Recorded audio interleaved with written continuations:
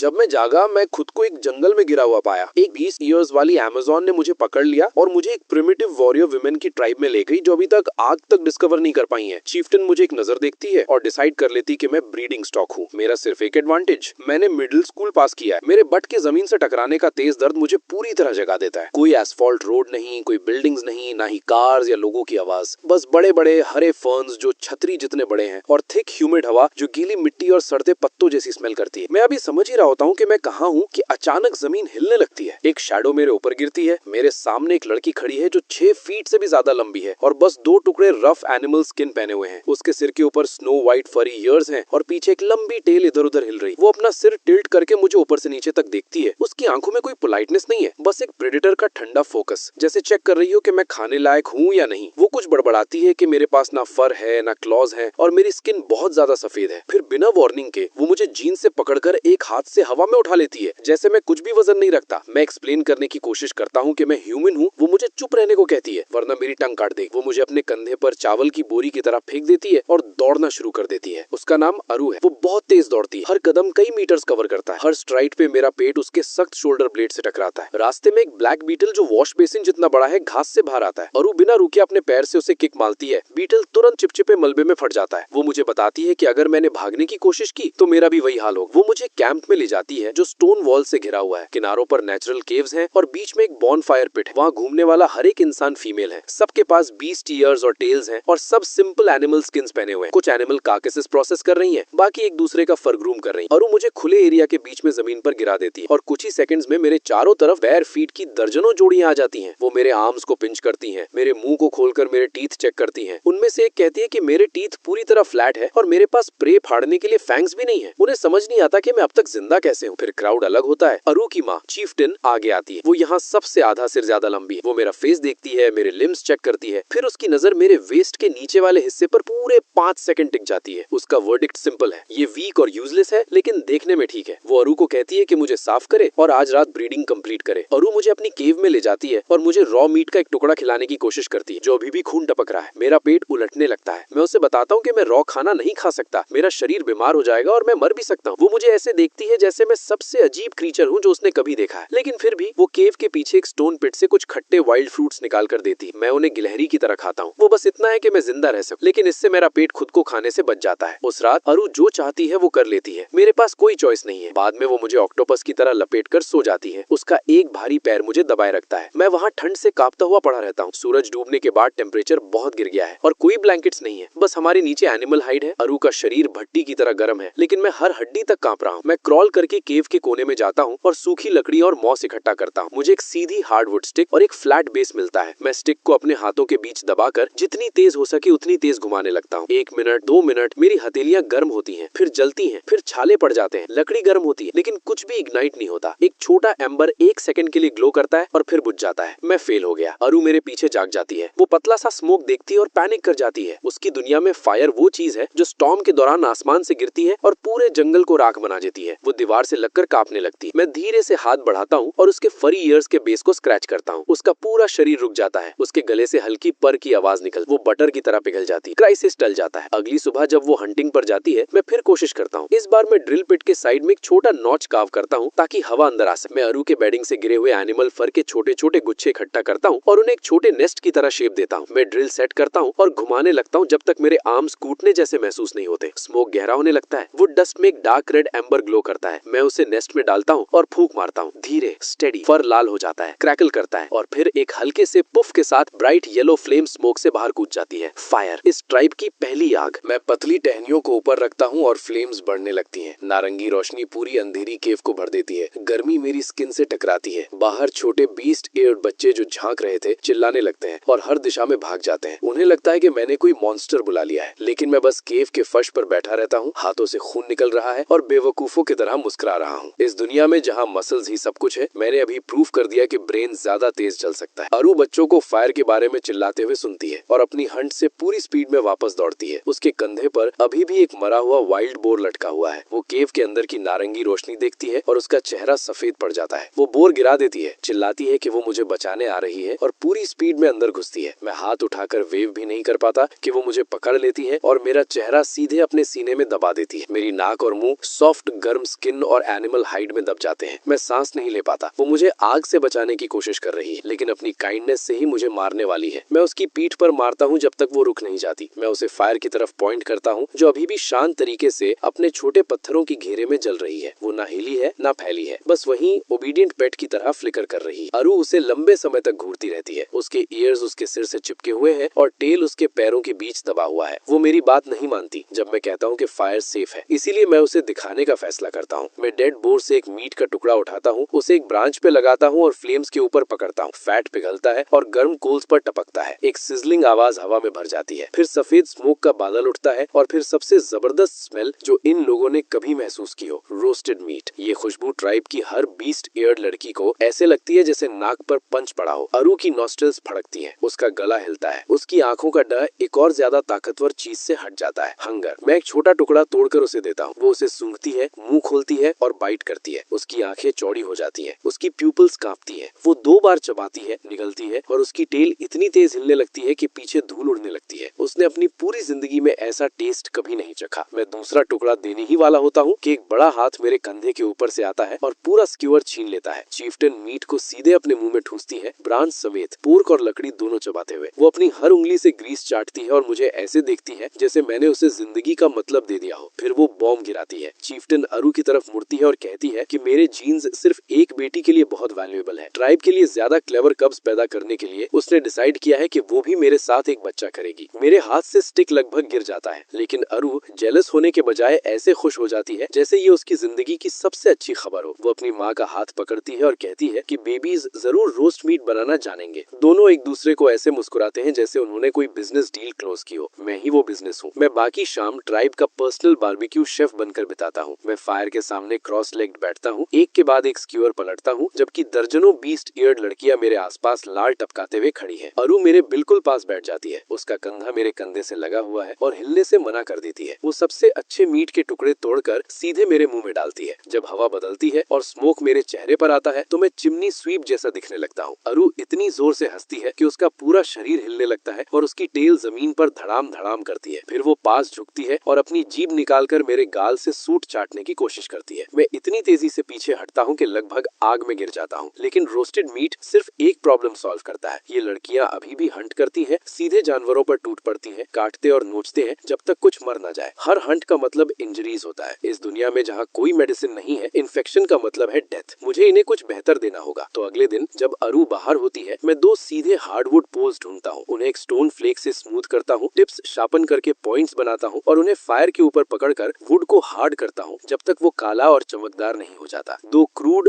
बदसूरत स्पीयर्स, इंसानी हिस्ट्री का सबसे पुराना वेपन। अरु वापस आती है और मुझे 2 लंबे स्टिक्स पकड़े दिखती है। वो सोचती है ये फायरवुड है। मैं उसे बताता हूँ ये वेपन्स है। वो समझ नहीं पाती। मैं कुछ मीटर्स दूर एक सड़े हुए ट्री स्टम्प की तरफ इशारा करता हूँ और उसे कहता हूँ कि जहाँ वो खड़ी है वहीं से अपने क्लॉज से वार करे। वो स्विंग करती है, उसका हाथ पूरे 2 मीटर छोटा रह जाता है। फिर मैं स्पीयर उसके हाथ में देता हूँ और कहता हूँ थ्रस्ट करो। वो अपनी पकड़ कसती है, हिप्स घुमाती है और काले टिप को सीधे स्टंप में घुसा देती है। वुड चिप्स हर तरफ उड़ते हैं। स्पीयर गहराई तक धंस जाता है। अरु जम जाती है, उस होल को घूरते हुए जो उसने डिस्टेंस से बनाया, जहाँ उसके क्लॉज कभी नहीं पहुँच सकते। मैं साफ देख सकता हूँ वो मोमेंट जब उसके दिमाग में आइडिया क्लिक करता है। वो उसे हिट कर सकती है, लेकिन वो उसे वापस हिट नहीं कर सकता। मैं एक डेमोन्स्ट्रेशन सेट करता हूँ, अरु स्पीयर के साथ बिग फ्लावर के खिलाफ, जो ट्राइब की दूसरी सबसे स्ट्रॉन्ग वॉरियर है। बिग फ्लावर पूरी कॉन्फिडेंस और रॉ पावर से भरी होती है। वो अपनी गर्दन क्रैक करती है, क्लॉज फ्लेक्स करती है और चार्ज करती है। अरु वापस चार्ज नहीं करती। वो आधा कदम आगे बढ़ती है और स्पीयर को बिग फ्लावर के पेट में जैब करती है। बिग फ्लावर ग्रंट करती है और रुक जाती है। वो स्टिक पकड़ने की कोशिश करती है। अरु उसे पीछे खींच लेती है और उसके शोल्डर पर पोक करती है। बिग फ्लावर बाएं कूदती है, स्पीयर बाएं ब्लॉक करता है। वो दाएं डाइव करती है, स्पीयर वहाँ भी उसे रोक देता है। 10 राउंड तक भागते भागते और बिना एक भी हिट लगाए बार बार जैब खाते हुए बिग फ्लावर आखिर जमीन पर गिर जाती है। सांस फूल चुकी होती है और हार मानकर हाथ हिलाती है। चीफ्टन, जो पूरे समय क्राउड के पीछे से देख रही थी, आगे आती है। वो स्पीयर उठाती है, हार्डन टिप पर अपना थंब दबाती है और उसकी आंखें चमक उठती हैं। उसे समझ आ जाता है इसका मतलब क्या है। अगर हर वॉरियर के पास ये हो तो कैजुअलिटीज लगभग 0 हो जाएंगी। वो स्पीयर को ऊपर उठाकर अनाउंस करती है कि अब मुझे ट्राइब के हर फाइटर को आर्म करना होगा। बिग फ्लावर, जो अभी भी जमीन पर बैठी है और अपना दर्द करता पेट रगड़ रही है, मेरी तरफ ऐसे देखती है जैसा मैंने पहले कभी नहीं देखा। रिस्पेक्ट। मैं पूरी ट्राइब को फॉरेस्ट में भेज देता हूँ स्पीयर के लिए वुड गैदर करने। रिजल्ट डिजास्टर निकलता है। पहली लड़की एक ऐसा लॉग घसीट कर लाती है जो उसकी थाई जितना मोटा है। ऐसे मुस्कुरा रही है जैसे प्राइज जीत कर आई। मैं उस पर पैर रखता हूँ और पूरा का पूरा लॉक काले डस्ट और टर्माइट्स में टूट जाता है। दूसरी लड़की एक जाइंट ग्रीन लीफ स्टॉक लेकर आती है, प्राउड कि ये लंबा और सीधा है। मैं उस पर उंगली दबाता हूँ और उसमें से जूस निकल आता है। एक लड़की थॉर्न बुश लेकर आती है, कोई और पूरा श्रब जड़ समेत उखाड़ लाता है। इन औरतों के पास गोरिल्ला जैसी ताकत है और किंडरगार्टनर्स जैसा मटेरियल नॉलेज। मैं उन्हें फॉरेस्ट के अंदर गहराई में ग्रे बार्क ट्रीज के एक ग्रोव तक ले जाता हूँ। ये वो डेंस, सीधा और टफ अरू हार्वेस्टिंग मेथड डेमोन्स्ट्रेट करती है। वो आधा कदम पीछे जाती है, अपनी लेग घुमाती है और ट्रंक को इतनी जोर से किक मारती है कि बार्क साइड से एक्सप्लोड हो जाता है। फिर वो ट्री को दोनों हाथों से पकड़कर ऐसे उखाड़ देती है जैसे कोई वीड खींच रही हो। ये लॉगिंग नहीं है, ये डिस्ट्रक्शन है, लेकिन काम करता है। 1 घंटे के अंदर दर्जनों परफेक्ट पोल जमीन पर जमा हो जाते हैं। उस रात मैं फायर लाइट में फुल असेंबली लाइन चलाता हूँ। लड़कियां अपने क्लॉथ से बार हटाती हैं, मैं स्टोन फ्लेक्स से टिप्स शार्पन करता हूँ, फिर हर स्पीयर को बॉन फायर के ऊपर घुमाते हुए होल्ड करता हूँ जब तक सफेद वुड काला और बोन जितना हार्ड नहीं हो जाता। एक लड़की इम्पेशेंट होकर हेल्प करने की कोशिश करती है। वो बहुत जोर से पकड़ती है और उसका पोल बीच से स्नैप हो जाता है। उसके स्पॉटेड ईयर्स नीचे झुक जाते हैं और वो मुझे ऐसे देखती है जैसे कोई पपी जिसने जूता चबा दिया। मैं उसका रिस्ट पकड़कर स्टोन फ्लेक का एंगल ग्रेन के साथ गाइड करता हूँ। वो तुरंत लाल हो जाती है और वो तुरंत हमारे बीच आकर खड़ी हो जाती है और डिमांड करती है कि मैं उसे सिखाऊं, जबकि उसका स्पीयर पहले से ही सबसे शार्प है। जब मैं आखिरी स्पीयर फिनिश करता हूँ, दर्जनों ब्लैक टिप स्पीयर जमीन पर नीट रोज में लगे होते हैं। बीस्ट एयर्ड लड़कियां आगे दौड़ती हैं और उन्हें पकड़ लेती हैं। वो हवा में स्विंग करती हैं और एक्साइटेड बैटल क्राइज निकालती हैं। जो ट्राइब कल तक स्क्रैच और बाइट कर रही थी, अब एक एक्चुअल आर्मी जैसी लगती है। अगली सुबह हम ब्लैक फॉरेस्ट में मार्च करते हैं। मैं इंसिस्ट करता हूँ जाने के लिए, भले ही अरू मुझे रोकने के लिए लगभग पत्थर से बांधने वाली होती है।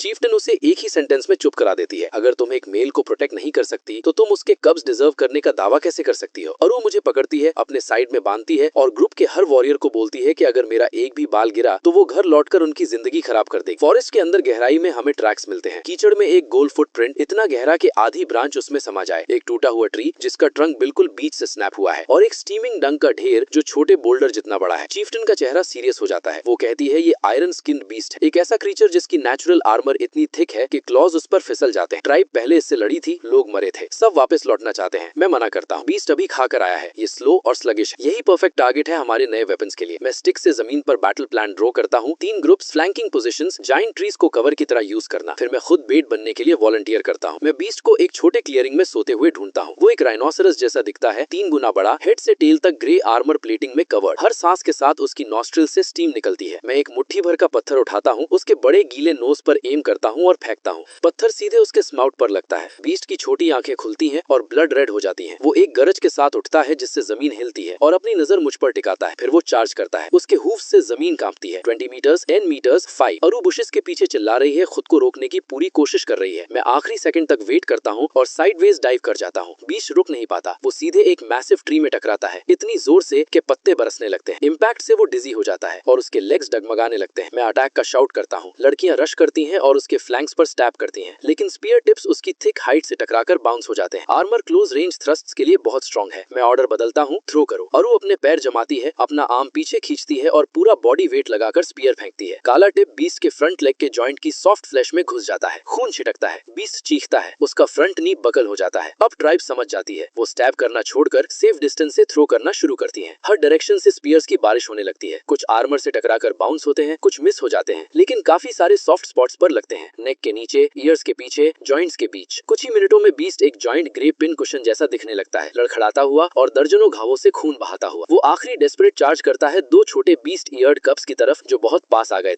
दोनों बच्चे डर से जम जाते हैं। उनके पैर हिल नहीं रहे, आंखों से आंसू बह रहे हैं। आरू और बिग फ्लावर बहुत दूर है उन्हें बचाने के लिए, लेकिन चीफ्टन नहीं। वो ट्री लाइन से बाहर कदम रखती है, अपना आर्म पीछे खींचती है और कैनन जैसी ताकत से एक स्पीयर फेंकती है। काला टिप सीधे बीस्ट के घुटने के पीछे घुस जाता है। उसका पैर टूट जाता है। उसका भारी शरीर जमीन पर फिसलता है और बच्चों के पैरों से आधा मीटर पहले रुक जाता है। हम सब मिलकर उसे खत्म करते हैं, 2 मीटर की दूरी से स्टैब करते हुए, बिल्कुल वैसे ही जैसे मैंने उन्हें सिखाया था। जब सब खत्म हो जाता है, हर लड़की खुद को और अपने पास वाली को चेक करती है। ना कोई स्क्रैच, ना ब्रूज, ना उनके अपने खून की एक भी बूंद गिरी। मैं बीस्ट की चौड़ी पीठ पर बैठा हूँ जब ट्राइब उसे घर खींच कर ला रही है। दर्जनों वॉरियर्स खींचते हुए और चिल्लाते हुए। विलेज गेट पर इंतजार कर रहे एल्डर्स और बच्चे उस मैसिव कॉप्स को देखते हैं जो आधा एंट्रेंस ब्लॉक कर रहा है और पूरी तरह चुप हो जाते हैं। फिर चीफ्टन अपना मुट्ठी उठाकर दहाड़ती है, आज रात सब पेट भर कर खाएंगे। आयरन स्किन्ड बीस्ट बहुत विशाल है। ट्राइब इतना खाती है कि उनके पेट गोल और टाइट हो जाते हैं और फिर भी रॉ मीट का पहाड़ बच जाता है। उस रात सब बॉनफायर के पास एक खुशहाल ढेर में सो जाते हैं, पेट भरे हुए और गर्म। लेकिन मैं अगली सुबह जल्दी उठता हूँ और लेफ्ट ओवर्स को देखता हूँ। मक्खियों का एक घना काला बादल पहले ही मीट पाइल पर जमा हो चुका है। जमीन के पास वाले कट्स के किनारे ग्रेइश व्हाइट हो गए हैं। ये सड़ने का रंग है। इस गर्मी और ह्यूमिडिटी में पूरा पूरा मीट दोपहर तक बदबू करने लगेगा। मैं आरू को जगाता हूँ और उसे मक्खियां दिखाता हूँ। वो भौएं चढ़ाकर कहती है हम उन्हें भगा देंगे। मैं उसे बताता हूँ कि ऐसा नहीं होता। एक बार मीट खराब हो गया तो उसे वापस ठीक नहीं किया जा सकता। वो पूरी तरह नहीं समझती। उसकी दुनिया में मीट 2 दिन तक बाहर रहता है और वो उसे मैगेट्स के साथ भी खा लेते हैं, लेकिन मैं उसके लिए बना नहीं हूँ। और सबसे जरूरी, किसी को भी ऐसा नहीं करना चाहिए। मैं ट्राइब को इकट्ठा करता हूँ और प्लान समझाता हूँ। हम स्मोक का इस्तेमाल करके मीट को ड्राई करेंगे। मैं उन्हें पिछली रात की राख से उठता हुआ पतला नीला धुआं दिखाता हूँ और बताता हूँ कि स्मोक मीट से पानी खींच लेता है। जब पानी खत्म हो जाता है, बग्स उसमें सर्वाइव नहीं कर सकते और मीट लंबे समय तक टिकता है। बीस्ट ईयर्ड लड़कियां मुझे ब्लैंक फेसेस से देखती हैं। उन्हें कुछ समझ नहीं आता, लेकिन जैसे ही चीफ्टन लंबे समय तक स्टोर शब्द सुनती है, उसकी आंखें फैल जाती हैं। वो अपनी जांग पर हाथ मारती है और सबको कहती है कि जो मैं कहूँ वही करें। हम काम शुरू करते हैं। मैं एक ग्रुप को बोलता हूँ कि बचे हुए सारे मीट को हथेली जितनी मोटी स्ट्रिप्स में काटें। जो हिस्सा रंग बदल चुका है उसे हटा दें। दूसरा ग्रुप फॉरेस्ट में जाता है डैम्प लीफी ब्रांचेस लाने के लिए। सूखी लकड़ी तेज और गर्म जलती है, लेकिन गीली लकड़ी धीरे सुलगती है और ज्यादा धुआं बनाती है, जो हमें चाहिए। आरू और बिग फ्लावर दोनों टीम्स लीड करती हैं और हरे ब्रांचेस के ढेर घसीटते हुए वापस आती हैं। मैं एक थोड़ा ऊंचा स्पॉट चुनता हूँ और पहला स्मोकिंग रैक बनाता हूँ। बड़े पत्थरों से 2 मीटर का सर्कल बनता है। मोटे मजबूत पोल्स ऊपर रखकर ग्रिड बनाते हैं। मैं मीट स्ट्रिप्स को इवनली फैलाता हूँ, हर टुकड़े के बीच गैप छोड़कर, ताकि स्मोक हर पीस को घेर सके। फिर मैं बीच में छोटी आग जलाता हूँ और उसे गीली ब्रांचेस से ढक देता हूँ। तुरंत मोटा सफेद धुआं उठता है, गीले पत्तों की तेज खुशबू के साथ। मीट पूरी तरह उस धुएं में गायब हो जाता है। मैं फायर संभालने वाली लड़कियों से कहता हूँ, इसे इसी लेवल पर रखना, न ज्यादा बड़ा वरना मीट कुक हो जाएगा, न ज्यादा छोटा वरना स्मोक कम होगा। वो सिर हिलाती हैं और अपनी जगह लेती हैं। जल्दी ही 6 स्मोकिंग रैक्स एक साथ चल रहे होते हैं। पूरे एरिया में स्मोक की हल्की धुंध भर जाती है। हवा में मीट और वुड की खुशबू मिलकर कुछ गर्म और रिच बना देती है। जब रैक्स चल रहे होते हैं, मैं आयरन स्किन्ड बीस्ट की स्किनिंग भी सुपरवाइज करता हूँ। उसका आर्मर्ड हाइड बहुत टफ है और नीचे के फ्लैश से कसकर जुड़ा हुआ है। लड़कियों को उसे धीरे धीरे कार्व करके निकालना पड़ता है। इसमें घंटों लगते हैं। उनके हाथ खून और ग्रीस से फिसल रहे हैं। पसीना उनकी गर्दन और सीने से बह रहा है जब वो झुककर काम करती हैं। लेकिन जब पूरा हाइड एक बड़े टुकड़े में निकल आता है, अभी भी पत्थर जितना हार्ड, सब उसकी वैल्यू समझ जाते हैं। अगर इसे आर्मर की तरह पहन लिया जाए तो बोर के टस्क्स भी इसे नहीं भेद पाएंगे। शाम तक स्मोक्ड मीट का पहला बैच तैयार हो जाता है। स्ट्रिप्स सिकुड़कर गहरे लाल रंग के हो जाते हैं, सूखे और सख्त। मैं लड़कियों से कहता हूँ उन्हें वाइन से बांधकर एक वेंटिलेटेड रॉक वॉल पर लटका दें। एक के बाद एक रोज में डार्क जर्की पत्थर पर लग जाता है। दूर से ही एक लाल दीवार जैसा लगता है, ट्राइब का पहला फूड रिजर्व। चीफ्टन उस दीवार के सामने काफी देर तक खड़ी रहती है बिना कुछ बोल। फिर धीरे से कहती है कि हर सर्दी में एल्डर्स और बच्चे भूख से मर जाते हैं। इसके साथ वो बदल सकता है। जब बिग फ्लावर अगले दिन रेस्ट लेने का सजेशन देती है क्योंकि उनके पास इतना खाना है, चीफ्टन तुरंत एक बोन जमीन पर मारकर उसे रोक देती है। ये मीट इमरजेंसीज के लिए है, बारिश के लिए, बर्फीले बादलों के लिए, उन हफ्तों के लिए जब हंटिंग फेल हो जाए। जो भी आलस में से खाएगा उसे खुद उससे जवाब देना होगा। मैं आयरन स्किन्ड बीस्ट के मीट के बारे में एक अजीब चीज नोटिस करता हूँ। इसे खाने के बाद मेरे शरीर में एक असली गर्मी फैलती है। सिर्फ पेट भरने वाली फीलिंग नहीं, बल्कि आर्म्स और लेग्स से होती हुई फिंगर टिप्स तक जाने वाली हीट है। मेरे मसल्स टाइट लगते हैं, मेरी ग्रिप स्ट्रॉन्ग लगती है। ये मीट खाने वाले को फिजिकली बेटर बना देता है। ट्राइब का पेट भर चुका है और रिजर्व्स बढ़ रहे हैं, तो मैं अगले प्रोजेक्ट पर जाता हूँ। बच्चे, मैं कुछ छोटे बीस्ट ईयर्ड कब्स को रॉक्स के पीछे छिपा हुआ पाता हूँ। वो मुझे डेड ट्री पर स्पेयर फेंकते हुए देख रहे हो। मेरा एम एवरेज से भी कम है और कुछ बहादुर बच्चे मुझ पर हंस देते हैं। उनमें से एक ट्री ट्रंक की तरफ इशारा करके कहता है कि अगर कोई वाइल्ड बीस्ट भी खड़ा हो तो मैं उसे नहीं मार पाऊंगा। सही बात, लेकिन जब मैं उन्हें मुट्ठी जितने पत्थर देता हूँ और कहता हूँ ट्री पर मारो, तो उनकी रॉ पावर मुझे शॉक कर देती है। एक 7 साल का रैबिट ईयर्स वाला बच्चा इतना जोर से पत्थर फेंकता है कि बार्क पर क्रैक पड़ जाता है। उनका एम खराब है, लेकिन स्ट्रेंथ पागलपन वाली है। मैं उन्हें लाइन में खड़ा करता हूँ और उनका फॉर्म ठीक करवाता हूँ। पैर अलग, एक आगे एक पीछे, सिर्फ आर्म नहीं हिप्स यूज करो। आंख टारगेट पर रखो, जमीन पर नहीं। 1 घंटे के अंदर वो डेड ट्री हर दिशा से हिट हो रहा होता है। बार के टुकड़े उड़ रहे होते हैं। आरू पास के रॉक पर बैठकर सनसेट की गोल्डन लाइट में ये सब देख रही होती है। उसका चिन उसके हाथों पर टिका है और टेल आराम से हिल रही है। वो मुझे बताती है कि मेरे आने से पहले ये बच्चे अभी भूख से रो रहे होते, आज ये हंस रहे हैं और पत्थर फेंक रहे हैं। वो कहती है कि वो खुश है। मैं उसके पास बैठता हूँ और कहता हूँ कि ये तो बस शुरुआत है। चीफ्टन हमें फॉरेस्ट के और अंदर जाने का ऑर्डर देती है। पास के हंटिंग ग्राउंड्स शांत हो गए हैं क्योंकि हमने आयरन स्किन्ड बीस्ट को मार दिया। छोटे एनिमल्स भाग गए हैं और वापस नहीं आए। अगर फ्रेश मीट चाहिए तो हमें पहले से ज्यादा अंदर जाना होगा। आरू नहीं चाहती कि मैं जाऊं। वो अपनी माँ से पूरे ग्रुप के सामने आर्ग्यू करती है। उसके ईयर्स नीचे और टेल स्टिफ। चीफ्टन उसे रोक देती है। उसे असली फॉरेस्ट देखना होगा, उसे समझना होगा वहाँ क्या रहता है, ताकि वो उनसे लड़ने के बेहतर तरीके बना सके। आरू दांत भींचती है लेकिन और आर्ग्यू नहीं करती। एक्सपेडिशन से 1 रात पहले आरू केव में देर तक जागती है। वो थिक एनिमल हाइड की 3 लेयर्स लेती है और उन्हें एक के ऊपर एक रखती है। बीच में पैडिंग के लिए सूखी घास भरती है। वो किनारों पर होल्स बनाती है और मजबूत वाइन से उन्हें बांधती है। जब वो खत्म करती है तो उसने मेरे लिए एक क्रूड आर्मर वेस्ट बना दिया होता है। वो उसे मेरे सिर से पहनाती है और हर नॉट खुद कसकर बांधती है ताकि कुछ लूज ना हो। फिर वो मेरे चेहरे को अपने रफ और गर्म हाथों में पकड़ती है और मेरी आंखों में देखती है। वो कहती है अगर मुझे चोट लगी तो उसे दुख होगा। मैं उसे कहता हूँ चिंता मत करो, मुझे अभी जिंदा रहना है ताकि मैं उसके लिए मीट रोस्ट कर सकूं। उसके ईयर्स हल्के से ट्विच करते हैं और वो मुझे अपने पास खींच लेती है। डीप फॉरेस्ट एक बिल्कुल अलग दुनिया है। कैनोपी इतनी घनी है कि सनलाइट मुश्किल से जमीन तक पहुंचती है। हवा में नमी और पुरानी स्मेल है, जैसे गीला पत्थर और मशरूम्स। हर सरफेस मॉस से ढका है और जमीन सड़ते पत्तों की लेयर्स से नरम है। बीस्ट ईयर्ड लड़कियां यहाँ जीवित हो उठती हैं। उनके ईयर्स हर छोटी आवाज पर घूमते हैं। उनकी नोजेस हवा को पढ़ती रहती हैं, ऐसी स्मेल्स पकड़ती हैं जो मैं महसूस भी नहीं कर सकता। बिग फ्लावर एक फ्लैटेंड ग्रास के पैच के पास झुकती है और बताती है कि हाल ही में लॉन्ग हेड डियर का हर्ड यहाँ से गुजरा है। वो ऊपर ब्रांच पर एक स्क्रैच मार्क दिखाती है और कहती है कि हाइट और बार्क पर अटकी फर का कलर कंफर्म करता है। मैं उसी ब्रांच को देखता हूँ और मुझे कुछ भी नहीं दिखता। यही मुझे फर्क साफ समझ आता है। मैं वो स्मेल नहीं कर सकता जो ये करती है। मैं वो सुन नहीं सकता जो ये सुनती है। मैं एक टूटी लीफ देखकर नहीं बता सकता कि कौन सा एनिमल उस पर चला था, लेकिन यही टीम वर्क का पॉइंट है। ये आईज, ईयर्स और नोज है, मैं ब्रेन हूँ। अलग अलग हम अधूरे हैं, साथ में हम इस फॉरेस्ट की सबसे डेंजरस चीज। हम हर्ड को लगभग आधे घंटे तक ट्रैक करते हैं जब तक ट्रीज पतले नहीं हो जाते और सामने एक बड़ा ग्रासी स्लोप नहीं खुल जाता। आरू एक जायंट रॉक के पीछे झुकती है और मुझे भी नीचे खींच लेती है। स्टोन्स के गैप से मैं 20 से ज्यादा लॉन्ग हेड डियर को हिल साइड पर आराम से ग्रेज करते हुए गिनता हूँ। ये बड़े एनिमल्स हैं, थिक ग्रेज ब्राउन फर के साथ, और उनके सिर पर ब्रांचिंग एंटलर्स हैं। पुराने समय में ट्राइब इन्हें तब तक चेस करती थी जब तक इनके पैर जवाब न दे दें और शायद एक दो पकड़ पाते, लेकिन आज मेरे पास एक अलग आइडिया है। मैं जमीन पर स्टिक से जल्दी से प्लान ड्रॉ करता हूँ। स्लोप 3 तरफ से फॉरेस्ट से घिरा है और चौथी तरफ एक स्टीप क्लिफ है। अगर हम हर्ड को लेफ्ट से डराएं तो उनका एस्केप रूट सीधे हमारे सामने वाली लो वैली में फनल हो जाएगा। बिग फ्लावर 10 वॉरियर्स लेकर लेफ्ट साइड से घूमती है। आरू एक ग्रुप लेकर राइट गार्ड करती है। बाकी सब मेरे साथ फ्रंट में रहते हैं। जैवलिन्स रेडी। मैं सिग्नल देता हूँ। बिग फ्लावर की टीम ट्री लाइन से ऐसी दहाड़ के साथ निकलती है कि पत्ते हिल जाते हैं। डियर तुरंत पैनिक हो जाते हैं। लीड स्टैग डाउनहिल भागता है और पूरा हर्ड उसके पीछे स्टैम्पीड करता हुआ लो ग्राउंड में घुसता है। दर्जनों हूफ से जमीन कांपती है। धूल और उखड़ी घास हवा में उड़ती है। मैं हाथ गिराता हूँ। थ्रो। दर्जनों छोटे स्पीयर्स एक साथ हवा में जाते हैं, सीटी जैसी आवाज करते हुए, एक काली लहर की तरह। लीड स्टैग को 3 हिट्स लगते हैं और वो जमीन पर गिरकर घास पर फिसलता है। हर्ड डायरेक्शन बदलने की कोशिश में एक दूसरे से टकराता है। जैवलिन्स की बारिश होती रहती है। जब डस्ट क्लियर होती है, 7-8 डियर वैली फ्लोर पर पड़े होते हैं। उनके शरीर में हर एंगल से वुडन स्पीयर्स घुसे हुए हैं। वो ओवरसाइज्ड हेजहॉग्स जैसे लगते हैं। एक भी हंटर को स्क्रैच नहीं आया, लेकिन चीयर करने से पहले ही आरू के सफेद ईयर सीधे खड़े हो जाते हैं। उसकी नोज ट्विच करती है और उसका चेहरा सख्त हो जाता है। वो मुझे पकड़कर अपने पीछे खींच लेती है। हवा में एक गंदी सड़ी हुई स्मेल फैलती है। डार्क ट्री लाइन से अगली ग्रे क्रीचर्स का एक पैक बाहर आता है। Ghost faced beasts. ये बड़े डॉग्स जितने हैं, मैंजी पैची फर से ढके हुए, और उनके चेहरे ब्लैक और व्हाइट पैटर्न से भरे हैं जो ट्विस्टेड ह्यूमन एक्सप्रेशंस जैसे लगते हैं। कम से कम 30 हैं, हाफ सर्कल में फैलते हुए, हमारी किल पर नजर टिकाए हुए। उनका लीडर आगे खड़ा है, अपने जैगेड येलो टीथ दिखाते हुए, और एक शार्प मॉकिंग चीख निकालता है। पहले ट्राइब ऐसे फाइट से बचने के लिए आधा प्रे छोड़ देती थी। ये चीजें डर्टी बाइट करती हैं और वुंड्स हमेशा इन्फेक्टेड हो जाते हैं। कुछ यंगर लड़कियां डियर की तरफ नर्वस नजर डालती हैं, शेर छोड़ने को रेडी। आरू धीरे से मुझसे पूछती है, क्या हमें 2 दे देने चाहिए और सेफली निकल जाना चाहिए? मैं उसके पीछे से बाहर आता हूँ और कहता हूँ, नहीं, एक भी नहीं। मैं वॉरियर्स को टाइट सेमी सर्कल में अरेंज करता हूँ। फ्रंट रो लॉन्ग स्पीयर्स बाहर की तरफ पकड़कर ब्लैक पॉइंट्स की दीवार बनाती है। बैक रो थ्रोइंग जैवलिन्स पकड़ती है। पैक लीडर चीखता है और पूरा स्वॉर्म चार्ज करता है। मैं ऑर्डर लेता हूँ। बैक रो वॉली छोड़ती है, जो पहली वेव को हवा में ही पकड़ लेती है। बॉडी जमीन पर गिरती है, आर पार छिदे हुए। बाकी जो बचते हैं वो स्पीयर वॉल से टकराते हैं और स्किन तक पहुंचने से पहले ही स्क्यूवर्ड हो जाते हैं। आरू 30 मीटर दूर से भागते हुए लीडर के हाइंड लेग में स्पीयर मारकर उसे गिरा देती है। बाकी पैक बुशेस में भाग जाता है और वापस नहीं आता। हम हर डियर और हर स्कैवेंजर कॉप्स को विलेज वापस घसीट कर लाते हैं। चीफ्टन उस प्रे के पहाड़ को देखती है और उसके हाथ से बोन गिर जाता है। वो गुड 3 बार कहती है। फिर वो सबको कहती है, फायर जलाओ सबको, आज रात फीस्ट है। मैं सेलिब्रेशन के बीच खड़ा हूँ, 20 ईयर्ड लड़कियों को हंसते और रोस्टेड वेनिसन खाते हुए रोरिंग बॉनफायर्स के पास देखता हूँ। आरू अपनी टेल मेरे रिस्ट के चारों तरफ लपेटती है, मुझे सबसे अच्छा मीट का कट देती है और कहती है, खाओ, अभी बहुत कुछ बनाना बाकी है। Clay pottery, bronze tools, tamed animals, एक असली सिविलाइजेशन। लेकिन आज रात इस वार्म और भरे पेट और खुश आवाजों के बीच ये काफी है।